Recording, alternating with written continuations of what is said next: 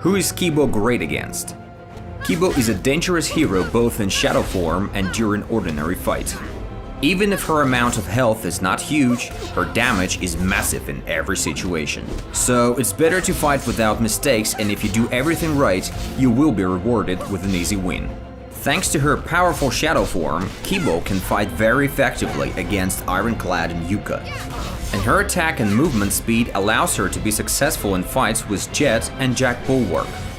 Also, she isn't really afraid of Kate's shadow draining abilities, since she recovers hers pretty fast.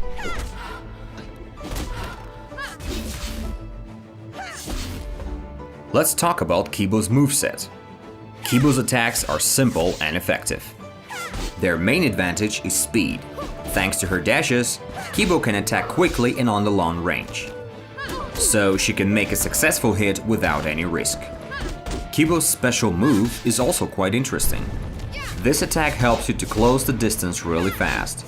You can use it if your opponent is trying to hide in the corner or to apply serious pressure on them. But remember, if the opponent blocks the last hit, you can be punished with a counter-attack. And now let's move on to her main ability, Shadow Onslaught. Shadow Onslaught is an instant dash that happens when Kibo performs an attack. To perform a dash, Kibo uses 1/3 of her Shadow Energy bar, but any successful attack will give you this energy back.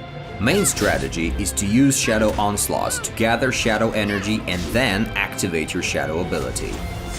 And it's totally fine to be blocked, because energy is being refilled even in this case. Kibo's ranged attack. For her ranged attack, Kibo uses a shuriken. This attack is very fast and allows you to interrupt opponents' attacks. Kibo can also gather shadow energy while keeping her distance. And now, let's move on to her shadow abilities.